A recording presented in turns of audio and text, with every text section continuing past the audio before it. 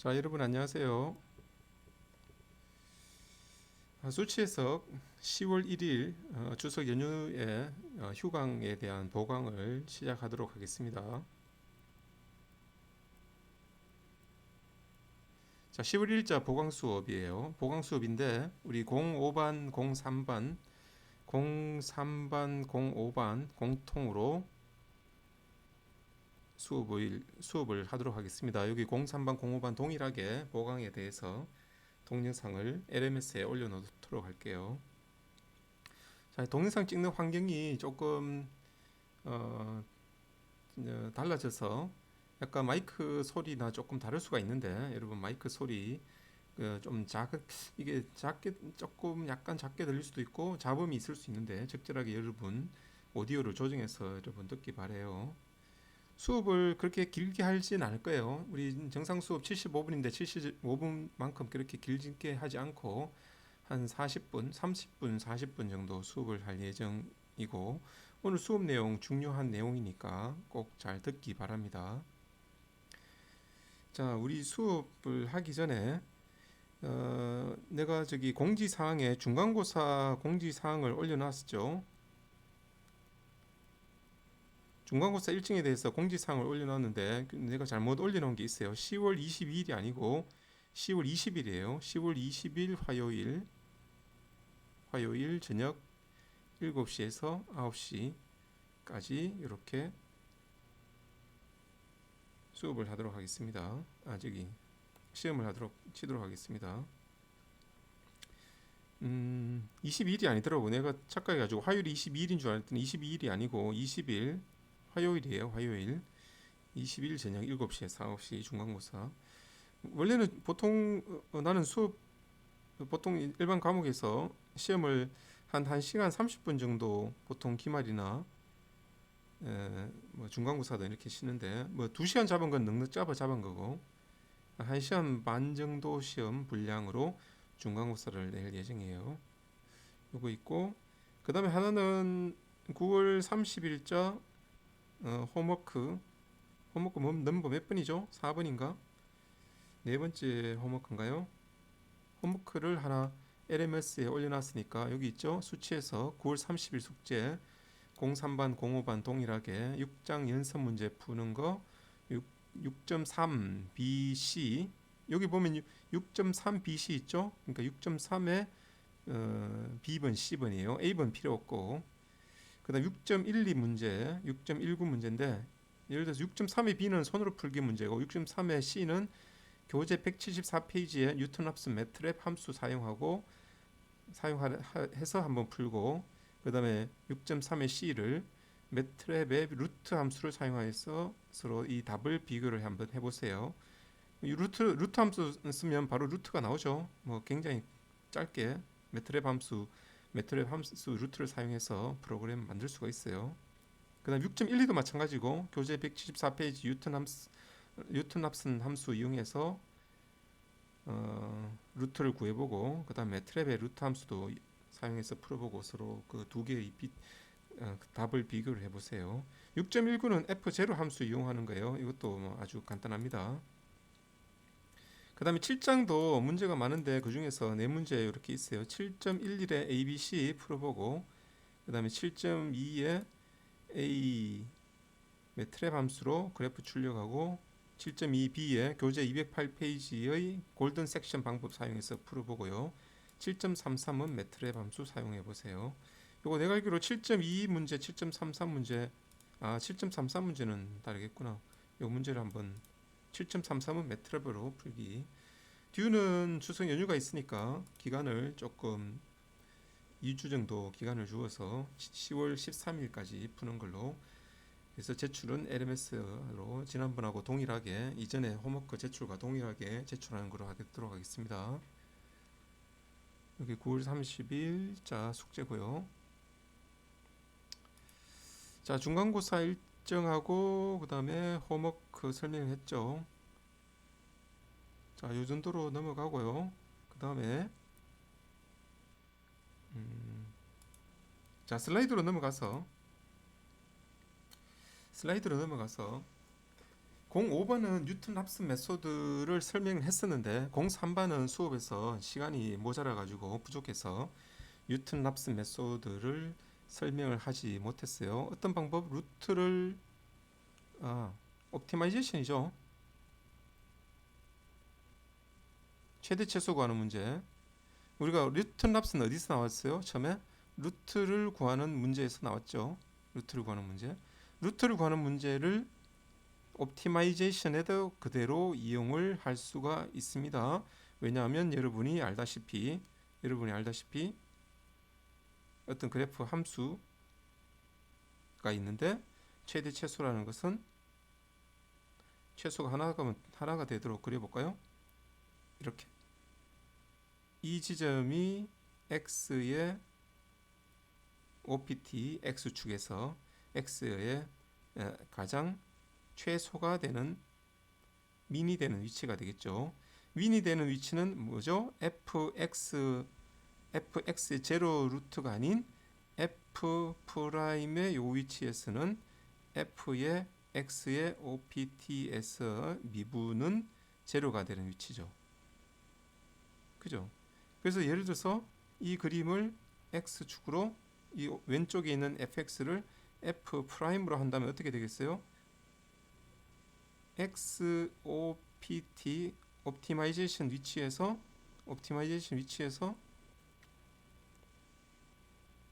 이런 식으로 되겠죠. 이런 식으로. 그죠? 왜냐하면 기울기가 감소했다가 올라가게 되니까 마이너스에서 플러스로 변경이 되니까 제로 크로싱이 일어날 거라 이 말이에요.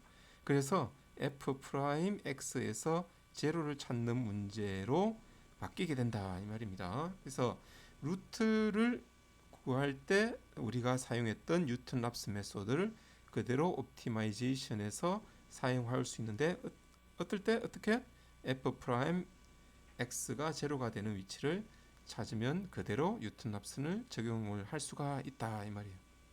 그 다음 장에 나온 슬라이드는 테일러 시리즈를 이용한 건데 지난번에 우리가 루트를 찾을 때하고 같은 문제입니다. 같은 문제인데 보세요.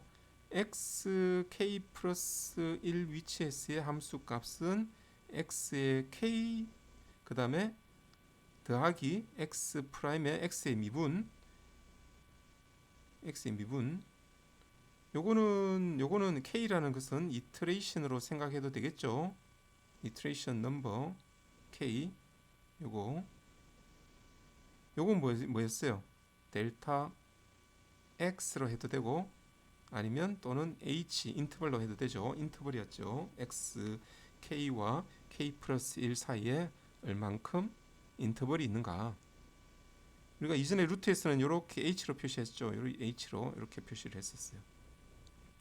그리고 이 팩토리얼 분의 1 곱하기 f의 2 프라임 그 다음에 다시 델타 x의 제곱 이렇게 했죠. 이렇게 하고 그 다음에 테일러 시리즈는 무한대로 계속 가는데 이 부분이 있는데 우리가 이렇게 가정을 해봅시다. fx가 현재 어떤 fx라는 것이 현재 xk 위치 주변에서 어떤 포물선이다. 자, 이렇게 가정할 수 있는 것은 옵티마이제이션에서 파라볼릭 인터폴레이션 할 때도 마찬가지겠지만 내가 설명 한번 했던 것 같은데 어떤 fx 이쪽에 그릴까요? x에서 예를 들어서 이런 비선형 그래프가 있다고 했을 때도 우리가 이 그래프 fx 자체는 포물선하고 거리가 멀지만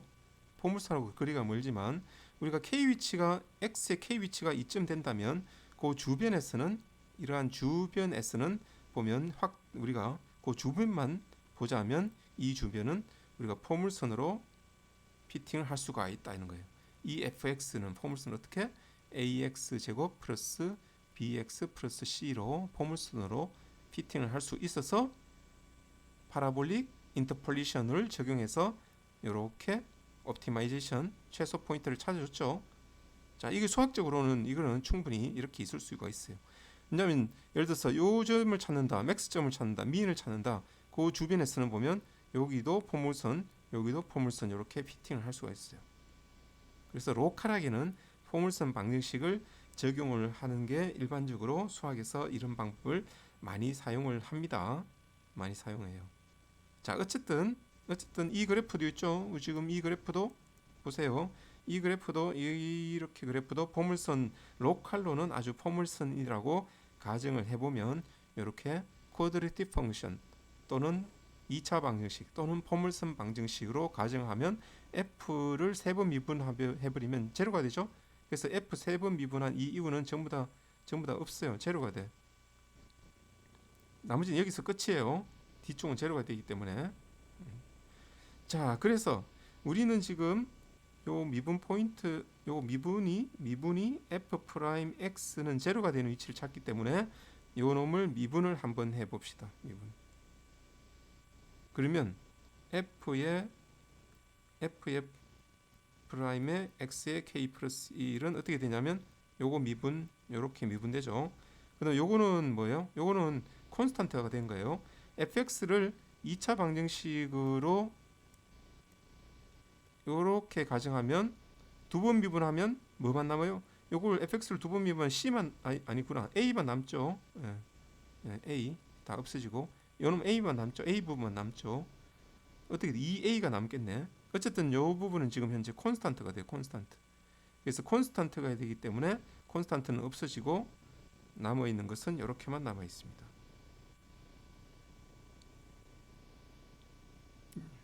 자, 그리고 미분이 제로가 되니까 요걸 제로로 두볼게요. 제로로 두면 어떻게 돼요?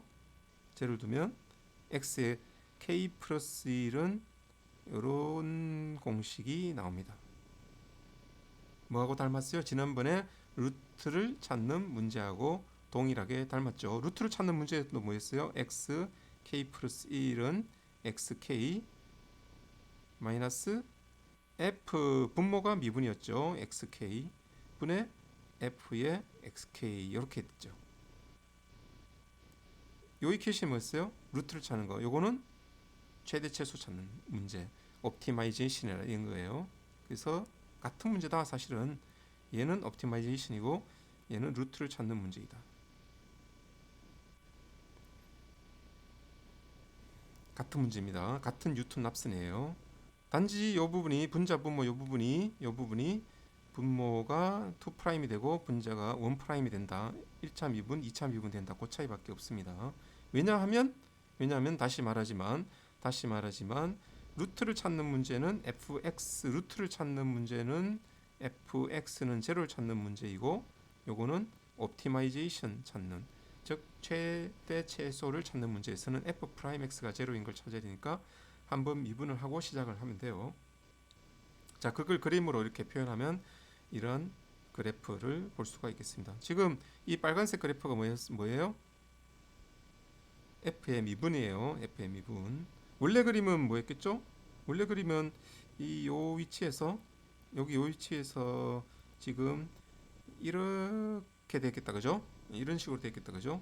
왜냐하면 그죠? 기울기가 네거티브니까 기울기가 네거티브했다가 다시 포지티브로 가니까 이런 그래프였겠다, 그죠? 어느 지점을 찾는 거예요? 요걸 찾는 거죠. 최소 위치인 이 그래프에서는 x의 x 스타를 찾는 문제가 되죠. 자, 그럴 때는 이런 공식을 그대로 적용을 하면 된다. 이렇게 됩니다. 자, 연습 문제가 우리가 찾아보니까 연습 문제는 없어서 이거 동일한 문제를 찾을 수가 없었는데 나중에 뒤쪽에 가서 우리 교재 뒤쪽에 가서 옵티마이제이션 문제를 이렇게 뉴턴 납선으로 찾는 문제 다시 나올 때 내가 다시 여러분한테 설명을 한번 해주겠습니다.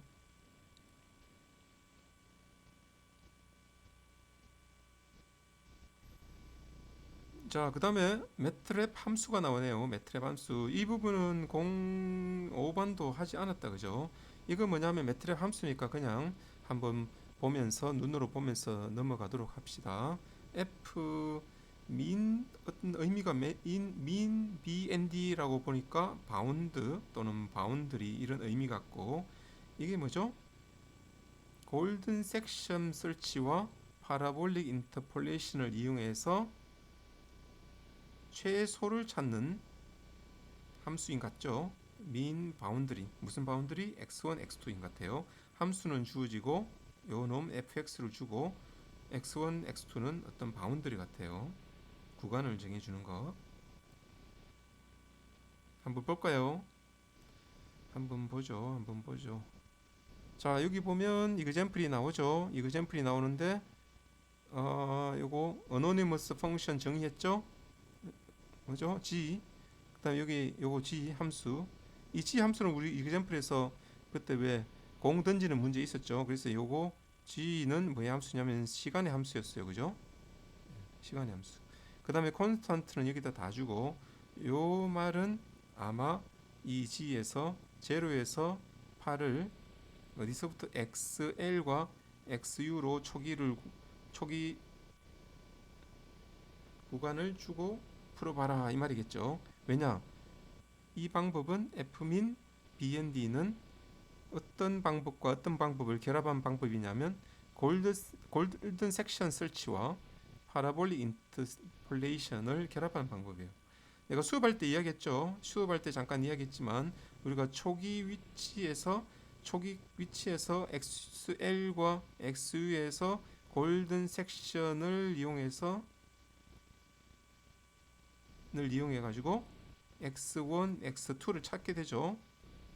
이렇게 찾았어요. 그리고 어느 정도 찾으면 골든 섹션은 그 다음에 아주 정교하게 찾지를 못해요. 그 다음은 파라볼릭으로 넘어갑니다. 파라볼릭 인터폴레이션 넘어가요. 인터폴레이션으로 넘어가서 x의 위치, 그때의 fx 값을 찾았네요. 여기 아마 굉장히 트루 밸류하고 가까울 거예요. 3.83169가 됩니다. 이런 함수도 있고 그 다음에 fmin search라는 함수도 있네요. determine 어떤 함수예요? determine the minimum of a multidimensional function. 자, 지금까지 우리 교재에서는 1차 함수를 주로 다뤘어요. 그렇지만 multidimensional 다차원 함수도 얼마든지 우리가 min을 찾을 수 있는데 그때 사용할 함수는 fmin search를 사용을 하세요. 펑션을 주고 요거는 초기 위치 같다 그죠? 초기 위치 이니셜 게스라고 되어 있네요. 그죠? 이니셜 게스가 사실 가까워야 조금 그 실제 미니멈 포인트하고 좀 가까워야 돼요. 이그젠플 한번 보고 넘어가도록 할게요.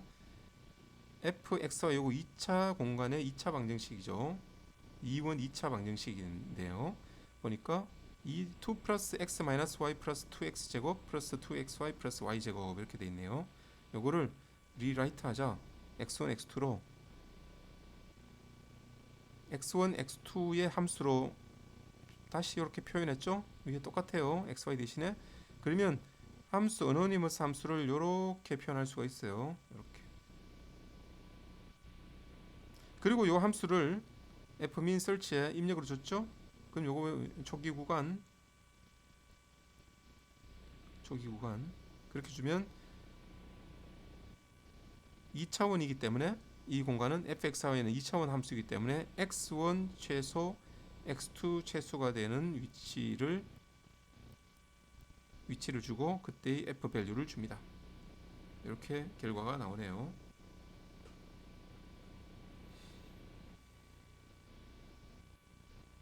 그렇죠. 이것도 x1, x2 그림을 그리면 아마 이런 그래프, 이런 포물선이라고 해야 되나요? 약간 그러니까 포물선인데 2차원 공면을 가진 포물면이 되겠네요. 그죠?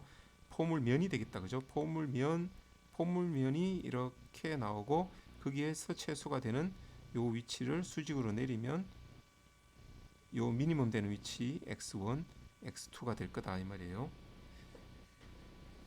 그림이 조금 이상하게 그려졌네. 그림 마음에 안 드는데.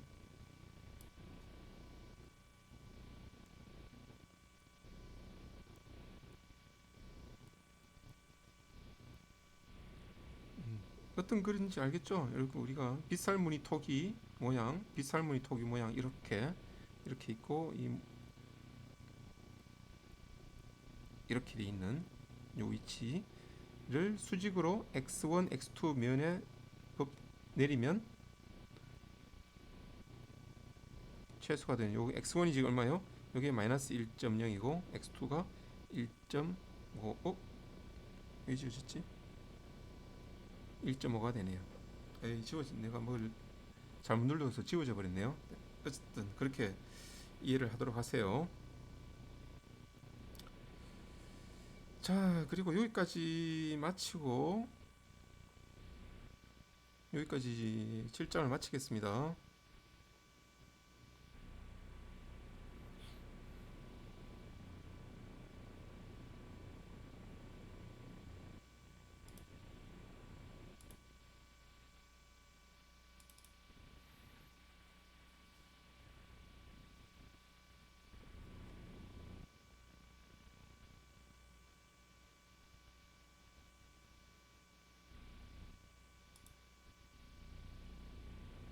우리가 지금 어디까지 와 있느냐 하면 여러분 여기 7장 옵티마이제이션을 마쳤어요. 7장 옵티마이제이션을 마치면 그 다음이 이 리니어 시스템이에요.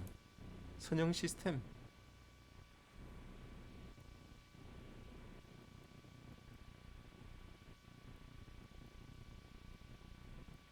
선형 시스템이 여러분 선형 시스템이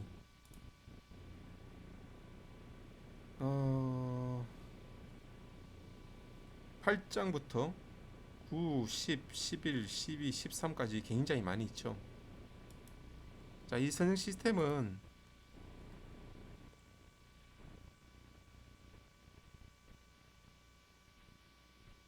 파트 3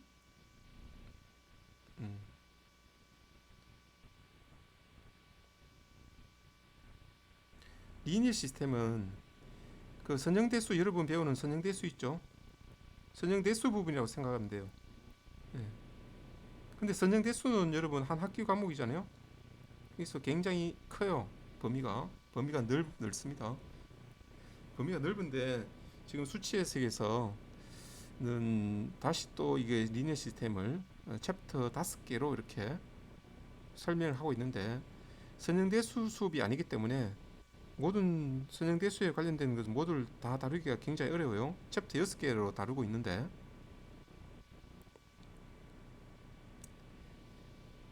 그 중요한 부분만 선형대수 부분에서 수치의 중요한 부분을 어떻게 수치 해석으로 우리가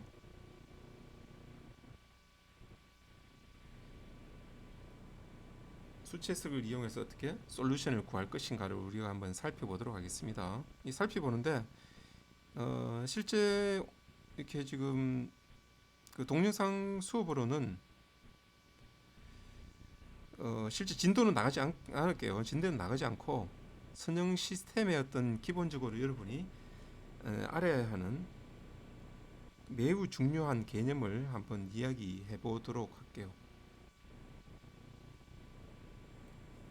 선형 시스템에 대해서 그 부분 이야기하고 동영상을 마치도록 할 거예요. 자, 선형 시스템이 무엇인지에 대해서 한번 기본적인 어떤 컨셉트, 이론, 티어리 또는 컨셉 또는 펀더멘탈 표현이 여러 가지 있네. 요거에 대해서 한번 이야기해 볼게요. 지금 교수님이 이야기하는 거 매우 여러분 공학에서 특히나 전자공학에서 매우 중요한 이야기고 여러분이 선형 시스템은 대부분 다 전자공학에서 배우는 건 선형 시스템이고 선형 시스템의 반대는 뭐예요? 반대되는 개념은 선형이 있다면 비선형도 있겠죠.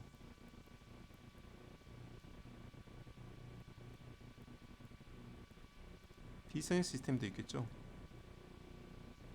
이거는 우리가 전자공학에서 크게 다루지는 않아요. 전자공학에서 크게 다루지는 않아요. 전자공학에서 차지하는 비중이 좀 작아요. 근데 이 선형 시스템은 전자공학이든 일반공학이든 굉장히 크게 다룹니다. 범위가 커요. 그래서 요 선형 시스템이 좀 더 중요하죠. 근데 비선형 시스템을 그러면 몰라도 되나요? 이것도 아주 중요한데 단지 전장공학에서 조금 적게 다룬다 뿐이지 일반 공학 전체로 보면 비선형도 굉장히 중요합니다. 그래서 오늘 선형과 비선형에 대해서 좀 짧고 개념적인 이야기, 우리가 어떤 교수님이 항상 강조하는 건 요거 컨셉인데 개념적인 이야기를 한번 하고 넘어가도록 할게요. 요거 참 잘 들어봐요. 지금 동영상 수업이라 가지고 여러분 어디선가 이 동영상을 보고 있을 텐데 그냥 동영상 수업이라고 너무 그냥 별로 별로 집중 안 하고 듣지 말고 꼭 집중해서 이 부분을 듣기 바랍니다. 중요한 부분이니까. 여러분 대변 수업 저기 뭐죠? 그러니까 실시간 수업하면 그게 또 전달력이 나을 것 같은데 여러분 지금 내 혼자 동영상 찍고 있으니까 좀 뭔가 좀 약간 흥이 안 나네. 자, 선형 보세요. 선형. 어떤 시스템을 한번 살펴보도록 하죠. 우리는 흔히 공학에서 다루는 게 요거예요. 요거 뭐죠? 요걸 우리는 다른 말로 뭐라고 하죠? 결과라고 하죠. 출력 또는 결과. 요런 어떤 시스템이 있죠. 요걸 뭐래요? X는 뭐라고 하죠? 인풋이라고 하죠. 또는 입력이라고 하죠.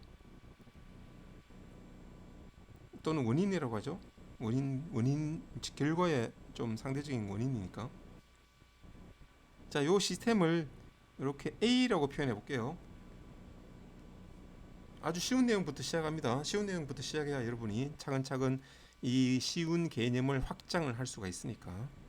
그러면 요 A라는 건 여러분 간단하게 그냥 스칼라로 생각해요. 자, 그러면 이퀘이션으로 한번 적어 볼게요. y는 ax 이렇게 맞아요? 이렇게 표현해 보겠습니다. 그러면 요거 스칼라로 생각해 봐요. a 그냥 어떤 값 스칼라 아주 단순하죠. x 입력에 a를 곱하면 y가 된다. 엄청나게 단순하죠. 그럼 a 스칼라 요놈도 스칼라 요놈도 스칼라 다 스칼라로 생각해 보죠. 그럼 그래프로 표현해 봐요. 요거를 그래프로 표현하면 뭐가 돼요? x축 y축 있고 뭐 이런 거죠. 2차원 공간에. 그러면 이 시스템은 선형이에요, 아니에요?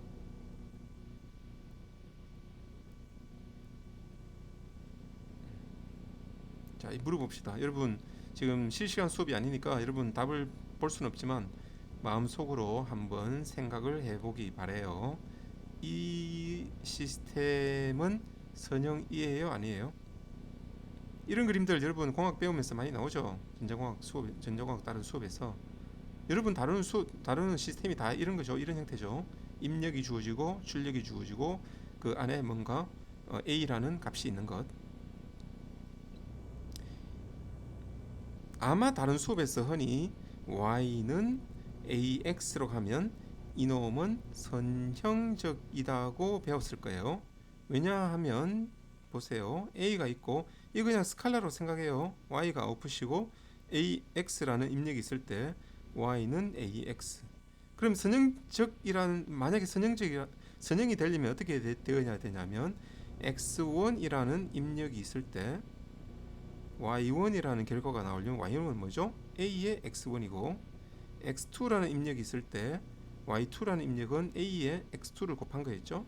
그러면 X1 플러스 X2를 입력으로 주면 그 결과는 어떻게 돼요? A의 X1 플러스 X2 이렇게 됐죠. 그거는 Y1 플러스 Y2 이렇게 되죠.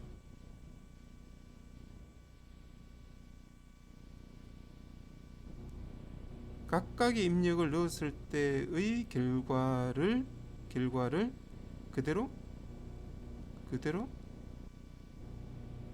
두 입력을 합했을 때 결과하고 동일하죠. 이런 시스템을 우리는 선형 시스템이라고 부르죠. 선형. 자, 그런데 여기다가 y는 ax 플러스 b만 이렇게 해버리면 얘는 선형이 안 돼. 얘는 선형이 안 돼요. 만약에 어떤 시스템이 x라는 입력에 여기에 어떤 fx가 있었는데 fx가 ax 플러스 b가 돼버리면, 이런 이그젬플 어떤 수업에서 이야기하던가요? x1 입력으로 주면 ax1 플러스 b가 되고 x2 입력으로 주면 ax2 플러스 b가 되는데 x1 요놈이 y1이 되고 요놈이 y2가 되죠.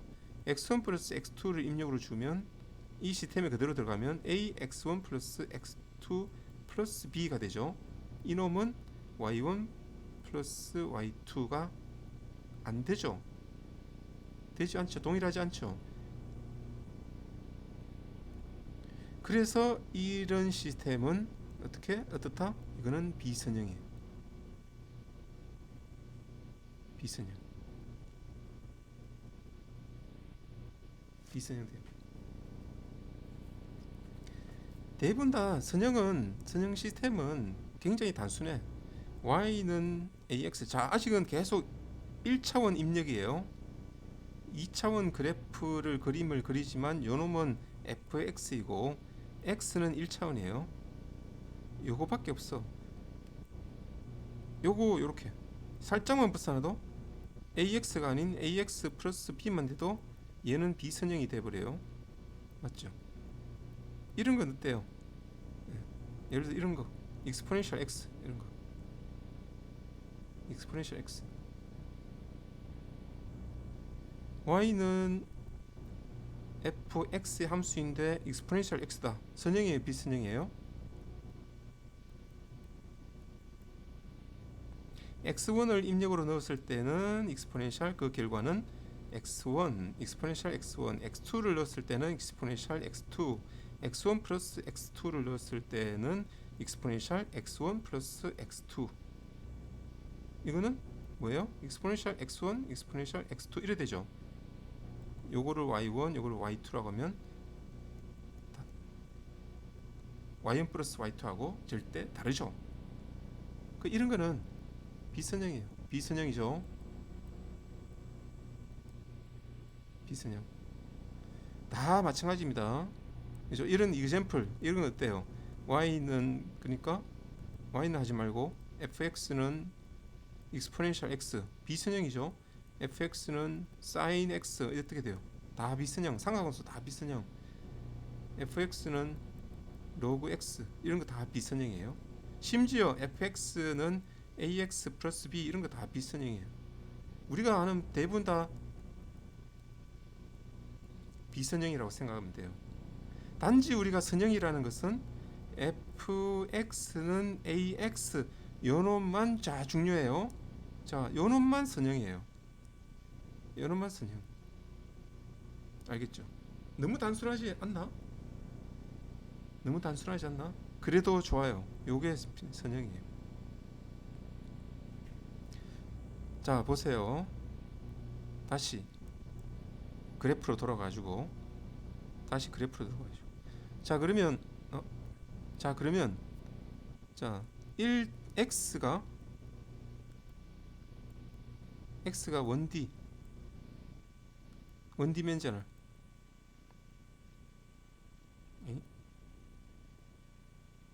원디멘저널, x가 원디멘저널 ax, 요거 fx예요. 선형이죠. 자, 그럼 x가 2D. 자, 이제 2D로 확장해 볼게요. x1, x2, 2차원 공간이에요. 그러면 이렇게 G축을 fx라고 봅시다. 그러면 어떤 공간이 선형이에요? 자, 그림을 다시 이 직선을 빨간색으로 그려볼게요. 그러면 원디에서 2차원 공간에서는 어떤 공간이 선형적이게요? 머릿속으로, 마음속으로 한번 생각해 보세요. 자, 어떻게 될까요? 어떻게 될까요? 그림을 그려보겠습니다. 어떤 평면이겠죠? 어떤 평면인데 어떤 평면? 이 원점을 지나는 평면. 원점을 지나는 평면.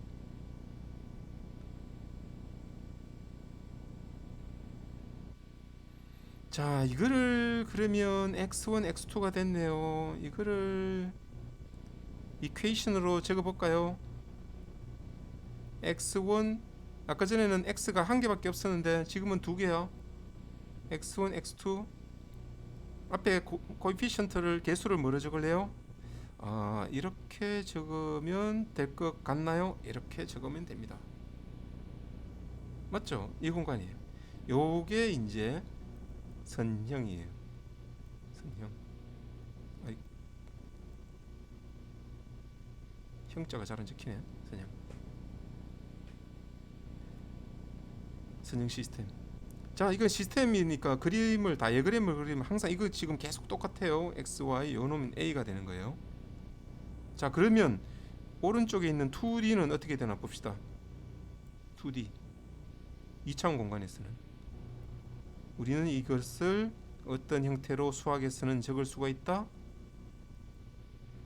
이렇게 적을 수가 있어요, 없어요? 이렇게 적을 수가 있죠. 이렇게 적을 수가 있죠. 그러면 이놈을 우리는 AX라고 적을 수가 있어요, 없어요?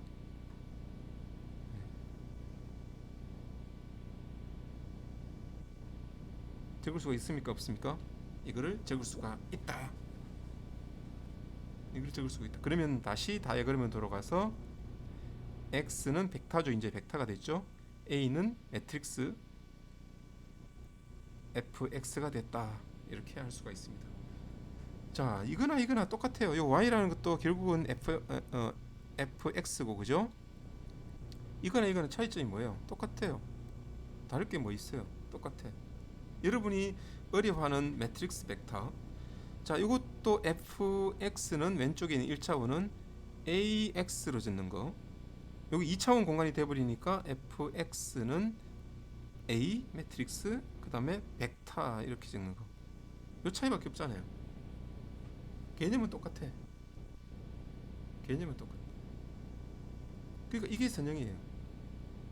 여기도 마찬가지로 만약에 오른쪽에 2D도 만약에 B 이렇게 더해버리면 이놈은 비선형이 이렇게 더해버리면 이건 비선형 돼요. 그러니까 이런 게 있으면 안 돼. 이런 게 있으면 안 되니까 딱 x1과 그 변수에 곱해진 a1, a2만 있으니까 매트릭스 형태로 곱할 수가 있고 이렇게 표현할 수가 있죠. 그럼 이게 선형인 거예요. 선형. 자, 이거는 여러분, 자 보세요. 이거는 보세요. 3차원 공간 여러분 볼까요? 3차원 공간. 이제 3차원 공간은 fx를 표현을 하기가 어렵죠. x1, x2, x3를 지축으로 말고 x3 이렇게 표현해 봅시다. x3. 그 다음에 fx가 이렇게 있다. 우리가 3차원 공간에 x1, x2, x3 하고 fx를 3차원 공간에서 fx를 표현할 방법이 없어. 그래서 개념적으로 이렇게 그림을 여기 있는 그림처럼 그려보겠습니다. 그러면 fx는 a1, x1, a2, x2, a3, x3로 적어볼까요? 이거는 a라는 매트릭스와 x라는 벡터의 곱으로 적을 수가 있어요, 없어요? 이렇게 적을 수가 있죠. 뭐가 됐죠? 선형 시스템이 됐죠.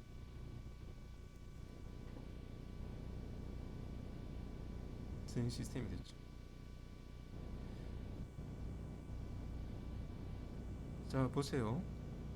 1차원 x의 1차원 공간에서는 선형 공간은 직선, 2차원 공간에서는 평면, 3차원 공간에서는 어떻게 될까요? 3차원 공간을 개념적으로 그리면 어떤 공간이 될까요? 어떤 3차원 공간이 될 거예요. 뭐를 지나는? 원점을 지나는, 원점을 포함하고 있는 이런 공간이 될 거라는 거죠. 그러면 4차원은 계속 확장 4차원 x1, x2 계속 이렇게 그려 나가 봅시다. x3, x4, fx, 이래도 fx는 ax 이렇게 적을 수 있죠. 다름이 없어. 똑같아. 달라지지 않아요. 다 똑같죠? 이렇게 단지 차이가 나는 건 뭐예요? 이 A라는 매트릭스와 X라는 벡터의 디멘전만 차이 날 뿐이죠. 그렇죠? 그러면 계속해서 n 차원이 되더라도 우리가 계속 이렇게 그림을 이런 식으로 그리는 게 좀 귀찮죠? 귀찮아지죠? 그럼 요 놈을 그림으로 이렇게 표현해도 될까요? 안 될까요? 이게 x 벡터이고 이게 fx이고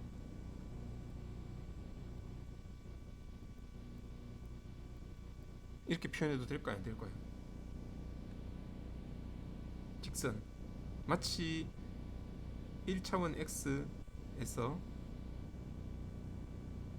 이 그림처럼 이제 이해됐습니까? 이렇게 표현해도 될까요? 안 될까요? 이렇게 표현해도 돼요. 이렇게 표현해도 돼요. 그러면 이 x 벡터는 심지어 x1, x2, xn 차원 벡터가 될 수 있어요. 맞죠? 자, 이런 개념을 가지고 여러분이 선형 시스템에 대한 개념을 가지고 있길 바랍니다. 그래서 우리가 x가 다시 이제 조금 요약을 하면 여러분이 x라는 입력이 많죠. x1, x2, xn 입력이 있고 출력은 일단 한 개라고 봅시다. fx. 그리고 우리는 a라는 매트릭스가 있어요. fx는 ax 벡터라고 표현할 수 있고 사실은 a는 a1부터 a2에서 an까지의 코에피시언트를 가지고 x는 x1, x2, xn까지의 변수를 가지는 거예요. 이렇게 표현할 수 있죠. 이런 시스템이 바로 선형 시스템이고 이걸 그래프로 우리가 개념적인 그래프로 그리자면 수평축 x를 이렇게 표현해도 돼요. 그리고 fx는 어떻게 되느냐? fx는 ax 이렇게 표현을 할 수가 있는 겁니다. 이렇게 있는 거예요. 이런 게 선형 시스템.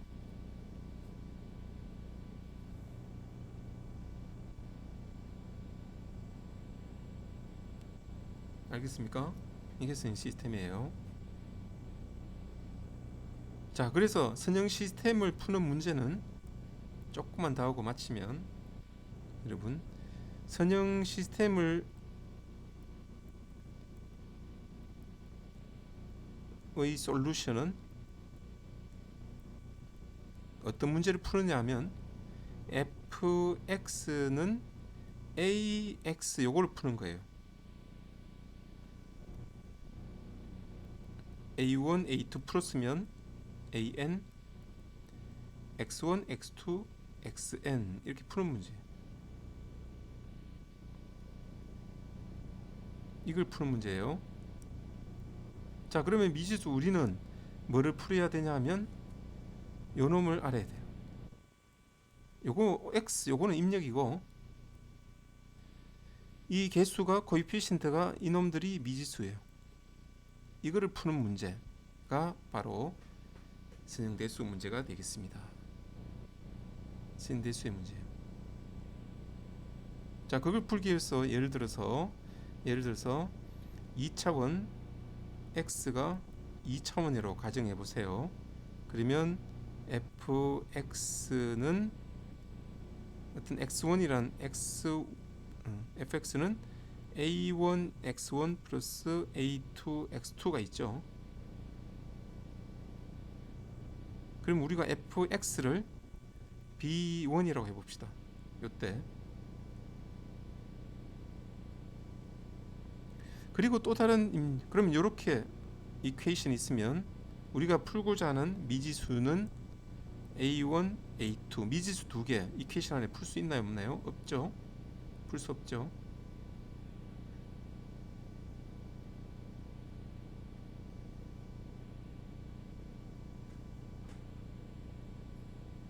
그러면 어떻게 해요? 또 다른 이퀘이션이 또 있어야 되죠. 어떻게? A1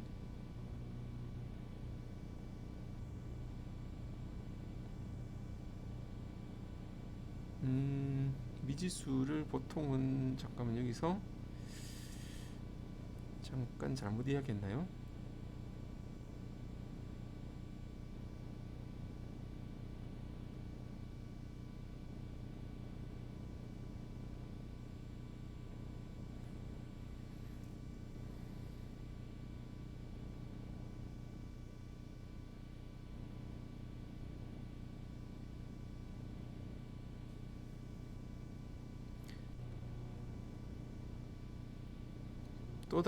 또 다른 이퀘이션을 한번 만들어 봅시다. 그럼 B2가 있을 때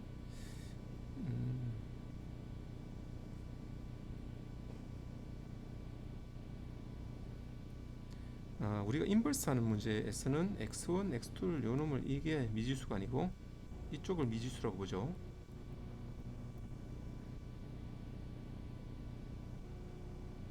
그럼 예를 들어서 그러니까 a가 주어졌을 때 a3 x1 플러스 a4 x2 이렇게 있으면 a1, a2, a3, a4 x1, x2는 b1, b2 이렇게 있을 때는 x를 a의 인버스 b 이렇게 풀죠.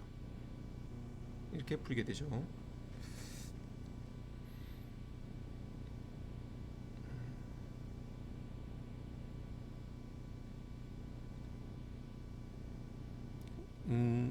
나중에 다시 자세하게 이야기할 텐데 어쨌든 이렇게 풀기 위해서는 미지수 여기서는 요걸 미지수로 봅시다. 일단 교수님이 처음에 요걸 미지수라고 이야기한 거는 이게 시스템에서 이게 시스템이기 때문에 그래요. 이게 시스템이에요. 왜냐하면 우리가 이렇게 표현하면 입력 x 벡터가 있고 a가 있고 결과 fx가 있을 때 이 결과를 결정하는 것은 결국은 입력에 대해서 이놈이 a가 결정하기 때문이에요. 그래서 우리가 a를 알아야만 결과로부터 x를 알 수 있기 때문에 그래요. 그래서 이렇게 푸는 게 이제 선형대수 문제인데 결국은 선형대수 문제는 이렇게 결론이 기결이 되죠. x 벡터, b 벡터, 그 다음에 a는 시스템. 결국은 이 a라는 것이 바로 이 시스템을 이야기한 겁니다. 자, 오늘 여기까지 이야기하고 좀 더 디테일하게 다음 시간에 우리 수업을 계속하도록 하겠습니다. 자, 시간이 짧아서 많은 이야기를 못했는데 좀 실시간으로 수업하면서 조금 다른 또 계속해서 계속 이야기를 하겠습니다. 자, 오늘 수업은 여기서 마치도록 하겠습니다. 수고했습니다.